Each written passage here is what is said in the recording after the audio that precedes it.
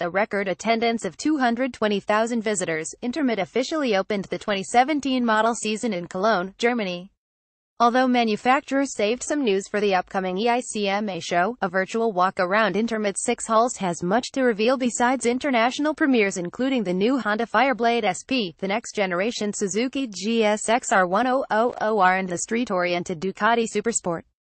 The biennial Intermot show makes every event-numbered year a little more interesting for motorcycle fans, kicking off the new model season ahead of the annual EICMA show in Milan, Italy.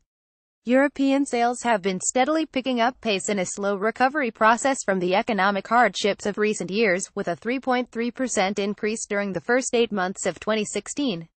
The German show provided first-hand evidence of motorcycle manufacturers' cautious optimism, with 1,133 companies from 40 countries displaying their products across Intermot's 6 enormous halls, and attracting visitors from 95 countries, the record attendance bettering the previous event by 17%. If the first major international show of the 2017 model season is any indication of market trends, that would be the continuation of what we've seen during the last 2 or 3 years. Sensible rather than extravagant new motorcycles, focusing more on value for money instead of power-to-weight values. Manufacturers invest with caution, making the most out of successful model platforms by generating more and more modular spin-offs. Motorcycle lineups today seem more compact than 10 years ago, using fewer engines to power several different variants that still keep showrooms looking abundant. Another clear trend is the readjustment of the mid-capacity motorcycle classes. Abandoning the race replica hype of the past, Honda led the way in recent years with its super-efficient NC700-750 and CB500 model platforms. Yamaha followed with the MT-07 series, and now Kawasaki rolls out one ER6 variant after another.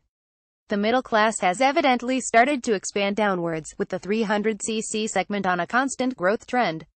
With the exception of Suzuki, the Japanese factories are investing heavily in this category. KTM and BMW have already stepped in, and Triumph is also expected to join in soon, maybe even as soon as November at EICMA.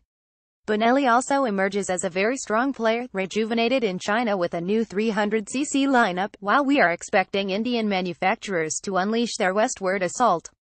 The constantly rising Asian markets lure the world's major motorcycle manufacturers like bears to a beehive, forming in the process a market segment where the East meets the West.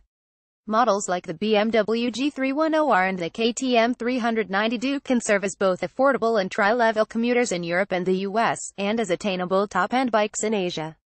There is no doubt we have a lot more to expect in this front. Another booming segment efficiently combines Asian market standards with European legislation. The 125cc class is extremely popular in vast markets like those of India, Thailand and China, but it also caters the upper legal limit for new riders in Europe aged 18 to 21 years.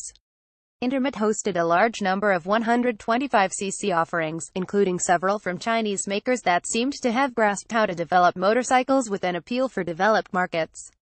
Electric mobility occupied a hall of its own, yet very few actual new models made Intermot headlines. The major manufacturers continue to appear rather indifferent to electric models, and the absence of existing models or prototypes did leave us with a negative impression. Harley-Davidson, for example, did&T bring the functioning live-wire prototype that it displayed last year at EICMA, and Victory also failed to display the production Impulse TT. Even BMW did&T bother to show the Air concept racer in its huge booth, despite the fact that this was its home show.